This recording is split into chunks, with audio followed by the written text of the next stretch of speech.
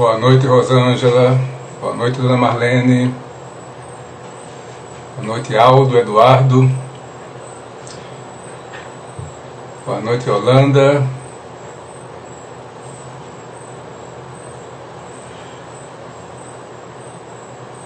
Vamos ver se hoje a gente não tem nenhuma queda, né, de internet.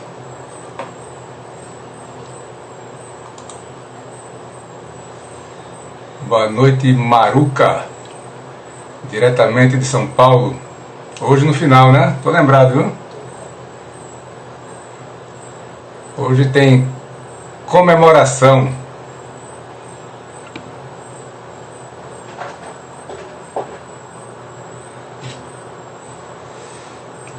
Boa noite, Clara, Raquel e família. Estão todos juntos aí?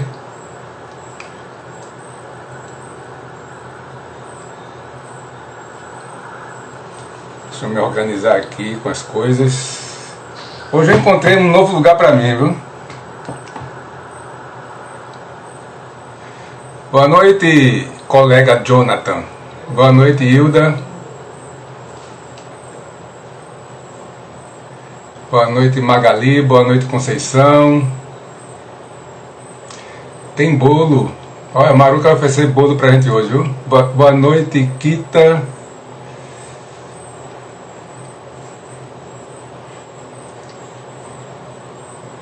Tudo em ordem com vocês, né? Espero que sim.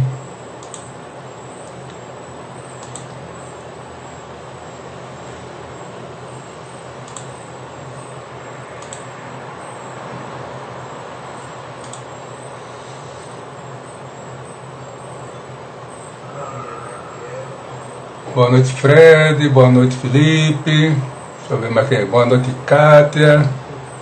Eu virei as costas aqui, entrou muita gente, né?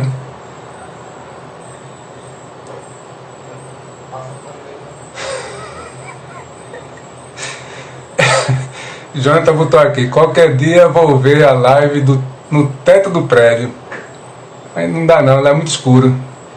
Boa noite, Valdízia. Cadê hoje? A gente vai tentar aqui novamente as músicas com o nosso irmão lá, Fernando. Boa noite, Michele. Deixa eu ver se ele já está por aqui.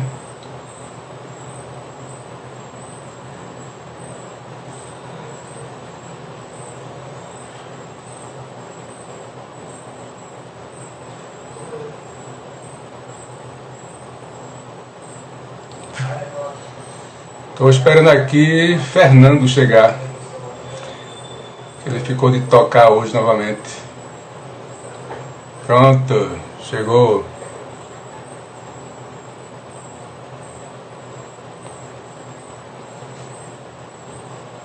Nosso irmão, né? E a nossa irmã. Direto de Juazeiro. É escuro. Olha lá, o som já chegou, viu? Muito escuro, né? Não, a gente tá novamente só com som, viu? Então vamos só com som mesmo. Vai igual aquele dia. Agora, quem for... teve gente que chegou, né, naquele dia, já tinha começado, aí botou assim, cadê o pastor, né? Desapareceu, foi arrebatado sozinho, né? Bom, pelo visto, não vai entrar, viu? Tá aqui novamente rodando. Boa noite, Fábio.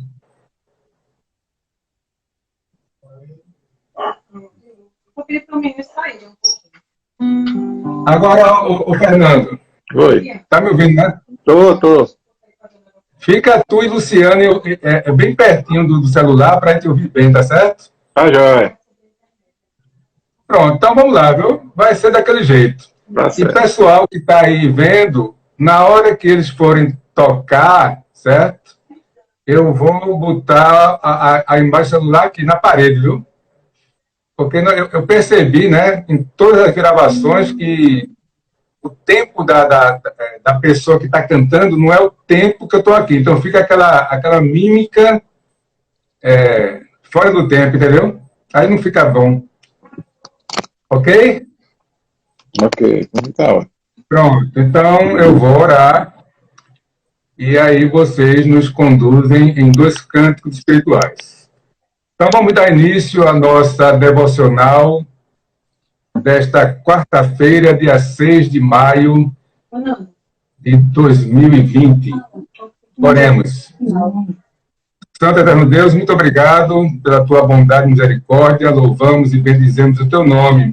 Agradecido, Senhor, porque tu és o Deus, o nosso Deus, Deus verdadeiro, Deus, Senhor, que executas tudo aquilo conforme te agrada. Neste momento, mais uma vez, estamos aqui para te adorar, para aprender a tua palavra. Que o Senhor tenha misericórdia de nós e nos conduza neste momento de louvor e adoração e de comunhão. Em nome de Jesus, amém. Pronto, meus irmãos. 2 cânticos aí para louvarmos ao Senhor. Amém. Nós vamos cantar aquele cântico bem conhecido, Salmo 96. Cantai ao Senhor um cântico novo. E depois um outro cântico digno de glória.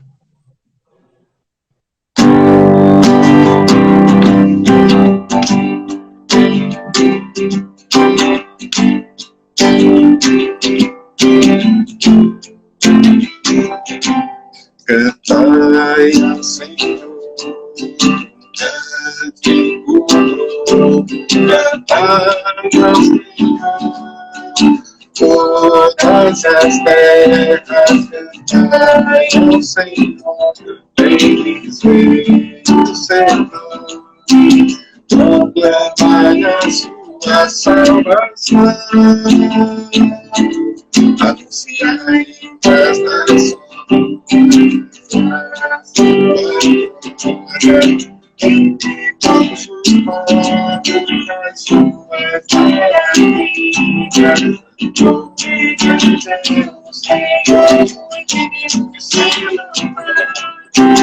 Mas temível que falsos deuses, porém majestade estão diante dele. Força e formosura, seu santuário, porém majestade estão diante dele. Força e formosura, seu santuário.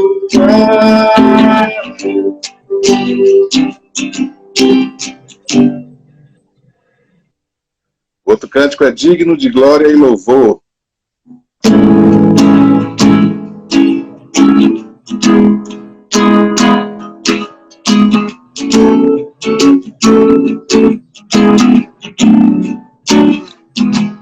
Digno de glória e louvor,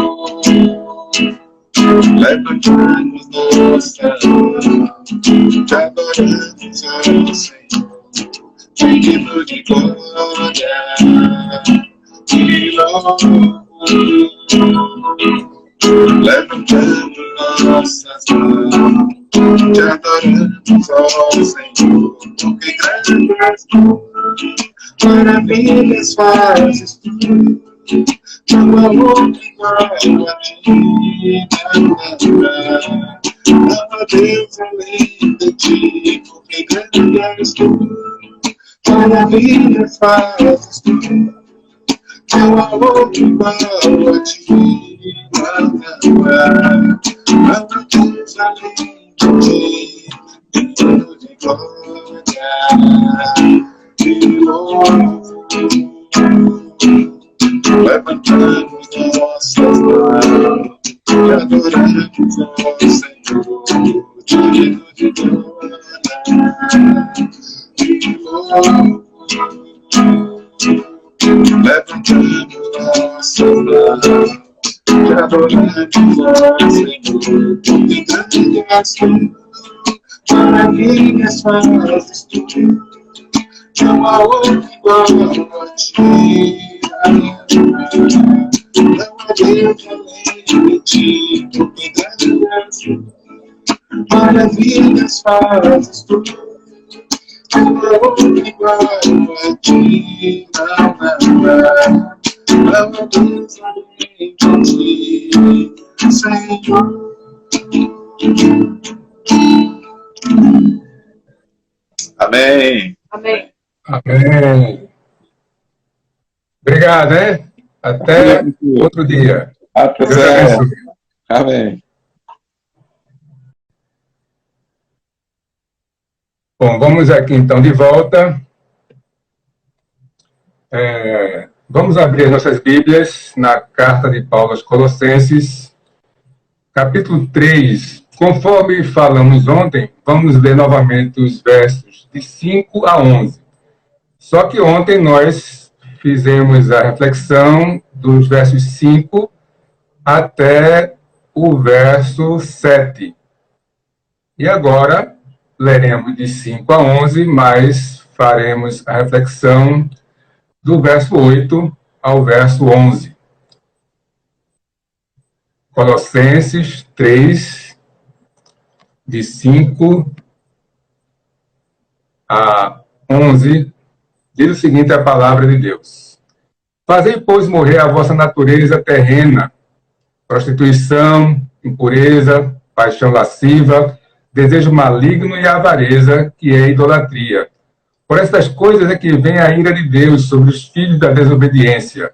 Ora, nestas mesmas coisas andastes vós também no outro tempo, quando vivíeis nelas.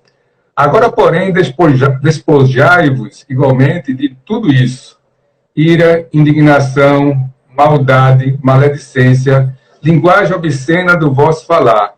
Não mintais uns aos outros, uma vez que vos despistes do velho homem com os seus feitos, e vos revestistes do novo homem que se refaz para o pleno conhecimento, segundo a imagem daquele que o criou, no qual não pode haver grego nem judeu, circuncisão nem circuncisão, bárbaro, cita, escravo, livre. Porém, Cristo é tudo em todos. Amém.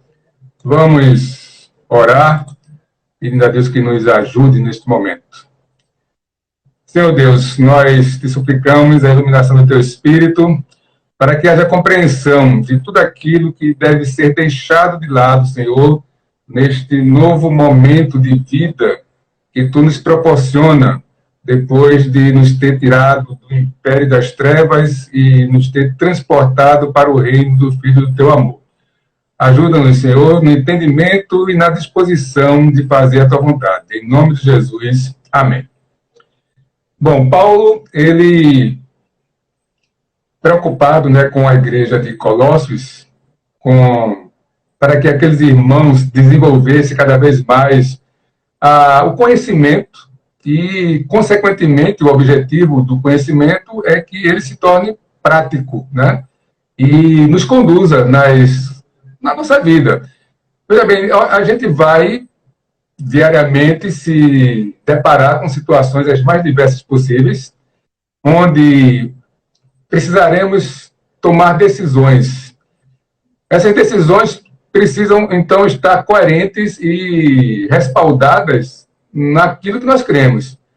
E aí, Paulo, ele é muito coerente, né? Isso é muito bom. Toda pessoa que quer realmente viver de uma forma consistente, né? Como é que a gente está vendo aqui, o que Paulo está querendo fazer, consistente e coerente, ela tem que ter a base daquilo que ela crê bem definido e constantemente sendo revisado para que ela possa realmente estar pronta para decidir e para, principalmente, reagir de acordo com aquilo que ela afirma crer. Eu já citei várias vezes aqui o exemplo, né, do jogador de futebol, jogador profissional. Os times, eles, quando vão contratam jogadores que, via de regra, têm habilidades. Mas o problema é a hora do jogo, né? É a tensão da hora do jogo. E qual é o jogador que consegue se sair melhor? Aquele que consegue dominar, né, as emoções daquele momento e pôr em prática as suas habilidades. Na nossa vida é a mesma coisa. E voltando ao jogador, do mesmo jeito que a cada momento, a cada semana, a cada jogo, ele se prepara e ele vai para a concentração e ali recebe instruções do óbvio, né, do óbvio, mas que ele precisa reforçar aquilo ali. Para quê? Porque na hora da jogada, na hora que a coisa acontecer, ele puder executar da melhor forma. É a mesma coisa com a gente, nossa vida espiritual, nossa vida familiar, né? Na igreja, no trabalho, em todos os momentos, nesses dias de isolamento social. Como é que você tem agido e reagido? Paulo, o que ele está falando aqui com os Coríntios? Ele está colocando tudo numa ordem. Olha, vocês não dizem que morreram com Cristo, ressurgiram com Cristo. Vocês não dizem que Cristo é realmente aquele que é o seu Senhor e Mestre. Então, viva dessa forma. Viva de acordo com aquilo que você crê. É isso que Paulo está falando aqui com os Colossenses. Então, veja, ontem, a gente não vai repetir, né? Ele falou daqueles pecados. Ele chegou aqui e disse o quê? Olha, ele disse assim: fazei, pois, morrer a vossa natureza terrena. Os colossenses, eles, via de regra, aquela igreja ali que Paulo se dirigiu, eles nasceram lá no meio do pecado, né? Da cidade. Eles conheceram a Cristo já adultos. Diferentemente do que pode acontecer com a gente hoje, que muitos podem ter nascido no Evangelho e aí viveram a vida toda dentro da igreja. Mas os colossenses não. Então ele diz, olha, faça morrer aquela natureza que vocês tinham anteriormente. E ele fala primeiro dos pecados da carne, da nossa própria carne, para conosco mesmo. Prostituição, impureza, paixão, desejo, né? Coisas que estão dentro de nós e que nós vivemos, não, digamos assim, num relacionamento com a família, no relacionamento com a igreja. São coisas que precisam ser eliminadas do comportamento. Só que agora ele vai falar daqueles erros, daquelas práticas que podem acontecer e, infelizmente, acontecem no meio da igreja. Deixa eu explicar direitinho. Quando Paulo diz, faça morrer a vossa natureza, prostituição. Então, via de regra, de modo geral, né, você não tem a prostituição sendo praticada dentro da igreja. Da nossa, né, da maioria das igrejas.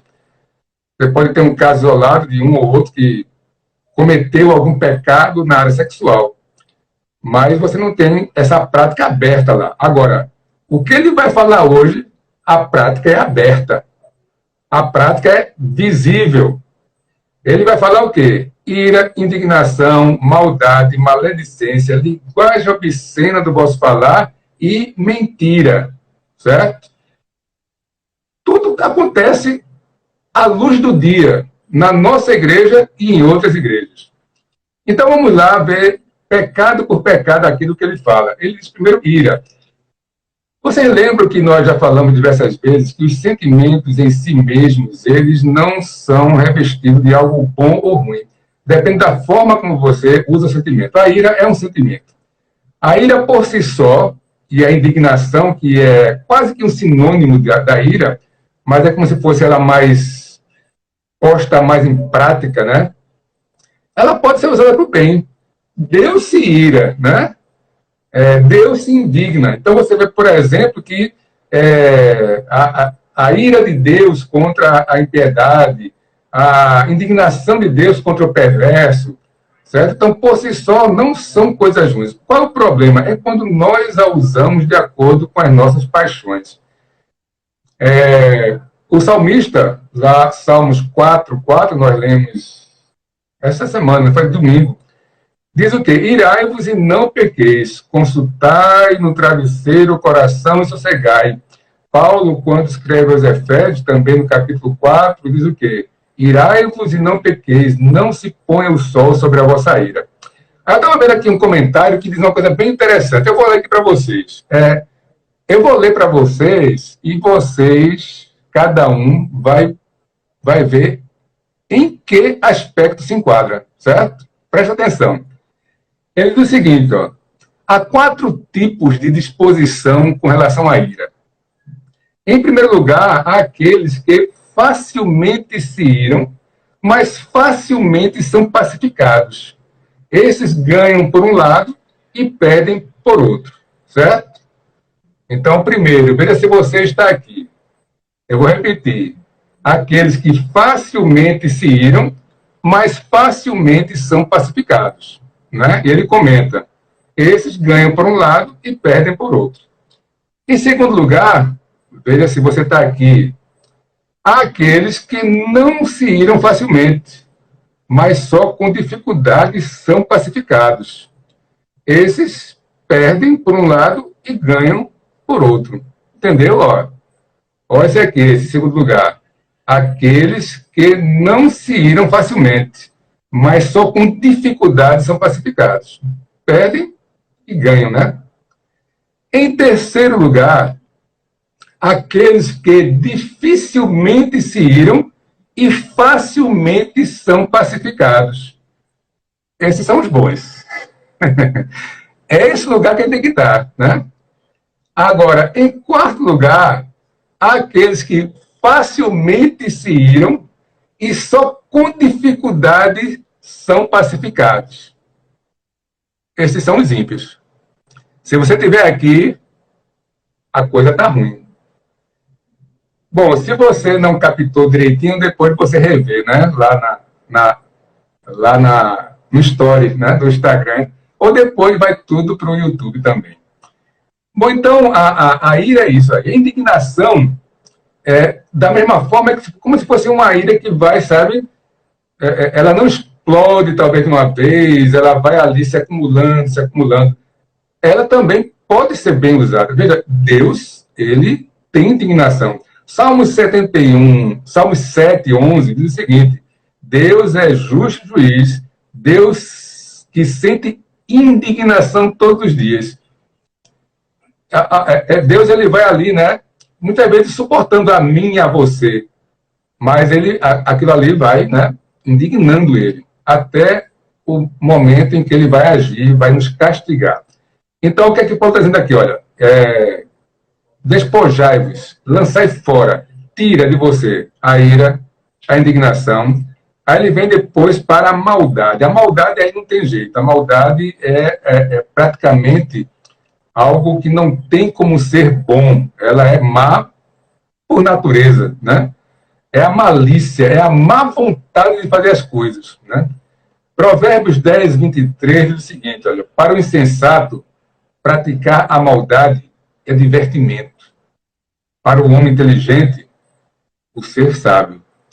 Então, o insensato, ele pratica a maldade por divertimento. É difícil quando a gente encontra aquelas pessoas que fazem a coisa por maldade, né? E Paulo chega e diz, olha, lança isso fora. Então, cuidado se nós estamos sendo maus, conscientemente maus. Depois ele fala da maledicência. Aqui a gente tem um detalhe muito importante. A palavra maledicência, no original grego, é blasfêmia. A gente pensa que blasfemar é só quando a gente insulta a Deus, né? Que também veja bem.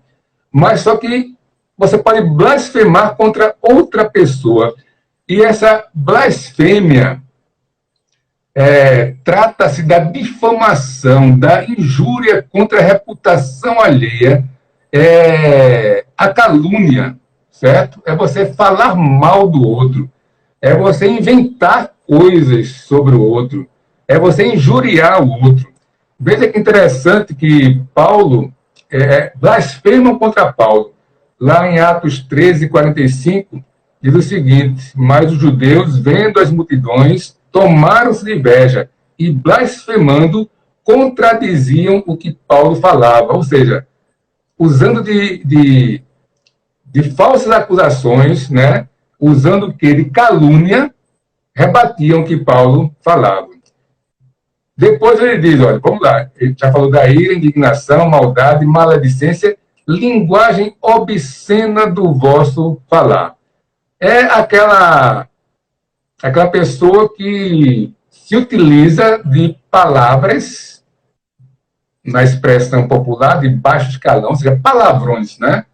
E não é só palavrões, fala com o tempo todo com duplo sentido, maldoso.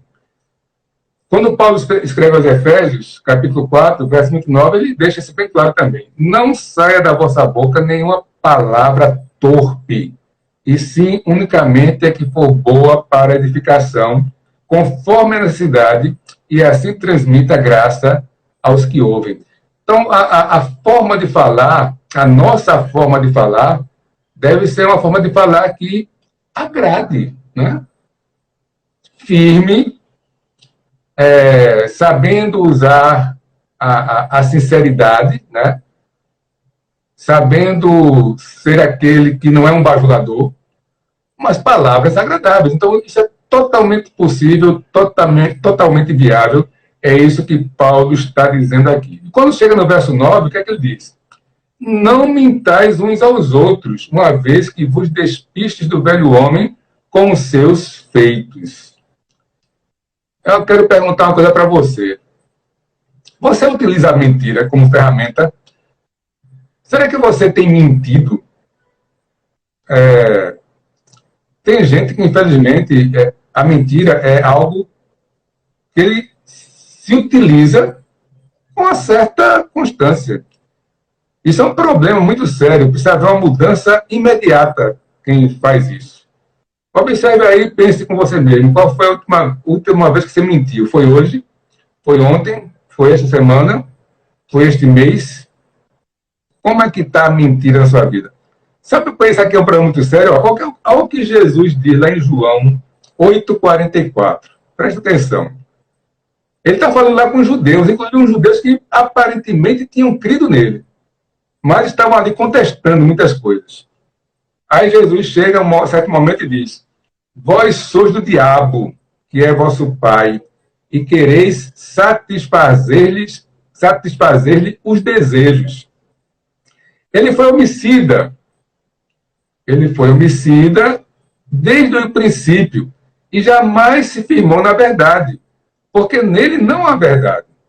Quando lhe profere mentira, fala do que lhe é próprio, porque é mentiroso e pai da mentira. Ou seja, quem inventou, quem criou, quem gerou a mentira foi o diabo. Como é que a gente vai se utilizar da mentira para resolver nossos problemas, para se livrar de algumas dificuldades? Então, Paulo chega, né, e diz para os colossenses: tirem isso da vida de vocês. E faça o quê? Verso 10. E vos revistais do novo homem, que se refaz para o pleno conhecimento, segundo a imagem daquele que o criou. Nós vivemos, então, aqui neste mundo, naquela situação que já mencionamos, é o já e o ainda não. Nós já fomos perdoados, nós já fomos regenerados, nós estamos no processo de santificação, porém, sujeitos ainda ao pecado, sujeitos ainda a todos esses problemas mencionados aqui por Paulo, nesses versículos que nós lemos ontem e hoje. Então, tudo isso poderá ou não fazer parte de nossas vidas. Deverá não fazer parte. Se algum desses erros, se algum desses pecados tem feito parte da sua vida de forma constante, você precisa rever tudo. Tem que parar e entender que está errado e precisa de mudança. E aí, nesta nova fase da vida, a gente não pode fazer discriminação, né? É o que Paulo vai colocar aqui, bem no contexto da igreja aos Colossenses. Então, Deus fez com que nós nascêssemos novamente, e aí nós temos que viver segundo a sua imagem, né? A imagem daquele que nos criou, no qual não pode haver grego nem judeu, circuncisão nem circuncisão, bárbaro, cita, escravo, livre, porém Cristo é tudo em todos. Muitas vezes existe na igreja os partidarismos que Paulo fala lá da igreja de Corinto. Muitas vezes existe a divisão, né, de pessoas que podem se achar especiais em detrimento de outras. É algo que deve ser totalmente eliminado dentro da nossa igreja, dentro das igrejas de Cristo, dentro das verdadeiras igrejas. Nós precisamos ser né, um corpo, uma unidade, onde todos nós visamos o quê? Primeiramente, acima de tudo, a glória de Deus. Depois o quê? O bem comum, tendo cada um o outro, considerando o outro superior a si próprio. Não tem em vista cada qual o que é de si mesmo, mas o que é do outro.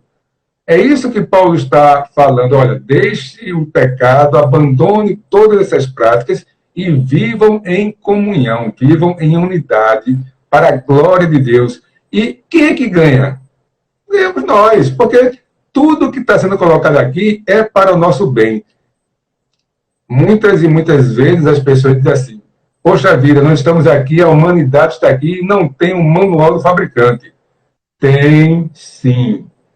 O manual do fabricante é a Bíblia, é a palavra de Deus, que é lâmpada para os nossos pés, luz para o nosso caminho. Ela nos guia, ela nos mostra. A palavra de Deus nos mostra de onde tudo veio, de onde nós viemos, qual o nosso propósito aqui, como devemos viver aqui e para onde iremos. De onde eu vi, quem eu sou, para onde eu vou. A palavra de Deus responde. Nesses dias, então, de isolamento social, como tem sido o seu comportamento? Você tem se despido do velho homem, da velha mulher, ou tem sido dias nos quais você tem botado para fora a carne? Né? Teve briga já? Brigou com alguém? Está dando bom testemunho? Como é que está?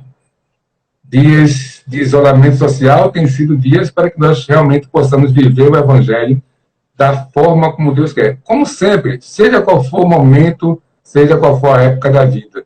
Que nós possamos realmente nos despir do velho homem, nos despojar daqueles comportamentos anteriores e nos revestir do novo homem que se refaz para ter esse conhecimento de Deus e refletir a imagem dele em nossas vidas todos os dias.